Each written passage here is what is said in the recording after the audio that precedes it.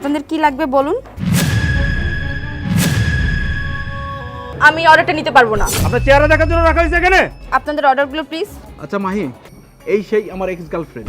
আপনাকে মানতেই হবে, আপনি সেই দারুণ মেয়ে। আমাদের খাবারের রুচিটা নষ্ট হয়ে গেছে।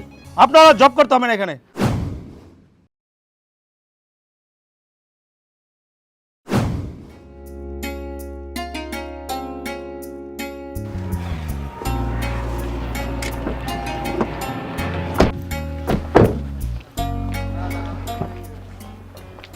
মা চলে এসো, আমরা চলে আসছি।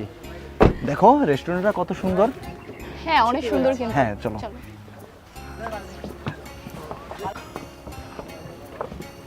অসাধারণ। আসো মা, দেখি হাত দাও। আস্তে এসো মা, হাত দাও আমার। আসো।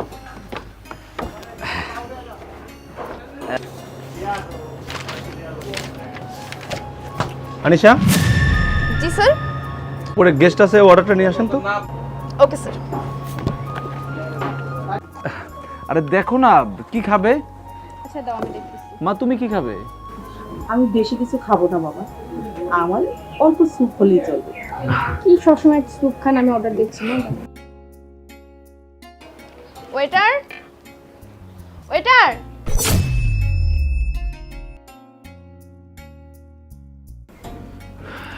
জি স্যার, আপনাদের কি লাগবে বলুন।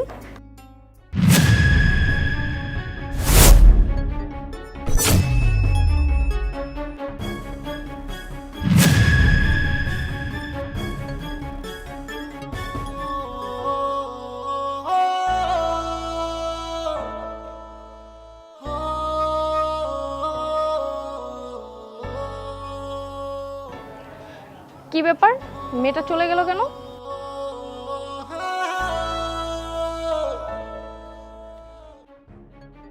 সরি স্যার, আমি অর্ডারটা নিতে পারবো না।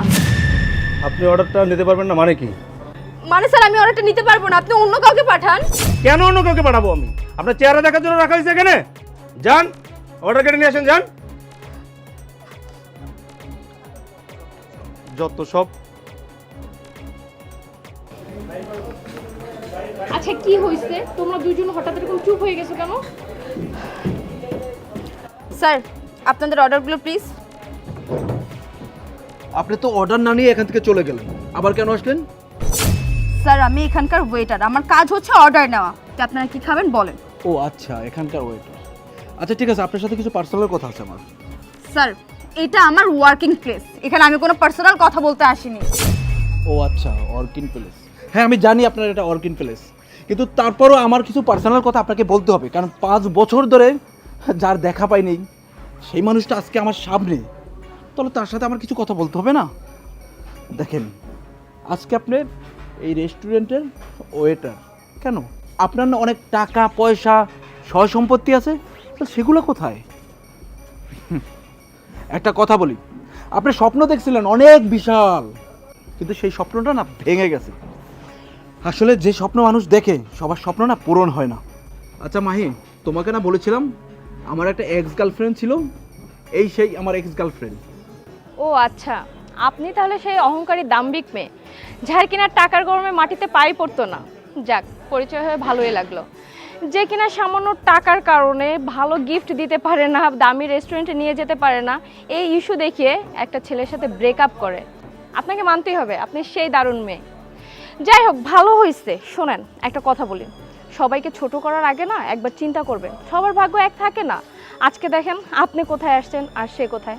তার টাকা পয়সা, গাড়ি বাড়ি, সুখ কোনোটারই কিন্তু অভাব নাই, আর আপনার লাইফে সব কিছুর অভাব, বিশেষ করে সুখ শান্তির। আর একটা কথা বলতে হয়, আপনাকে বিয়ে করলে না রুবেল কোনোদিনও ভালো থাকতো না, কারণ আপনি তো সেই লেভেলের অহংকারী।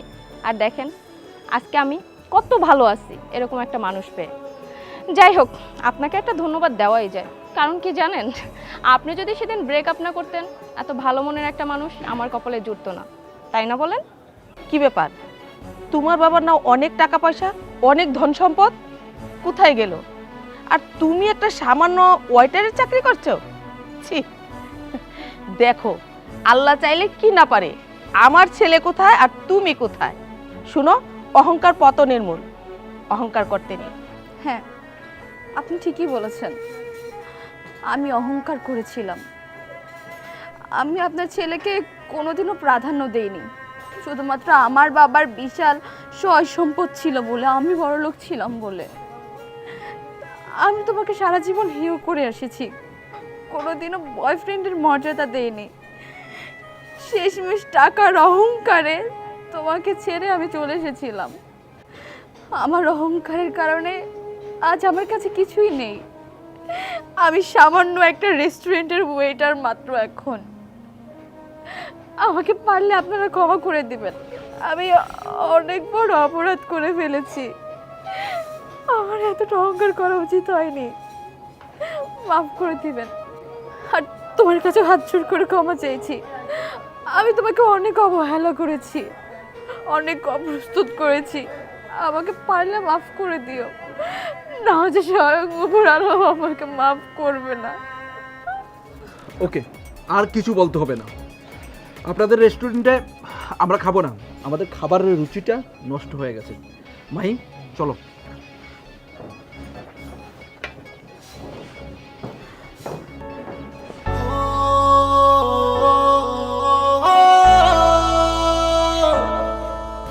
কি ব্যাপার, আমার গেস্ট চলে গেল কেন? বুঝতে পেরেছি, আপনি আমার গেস্টের সাথে খারাপ ব্যবহার করছেন। আপনারা জব করতে হবে না এখানে, বেরোন এখান থেকে, বেরোন।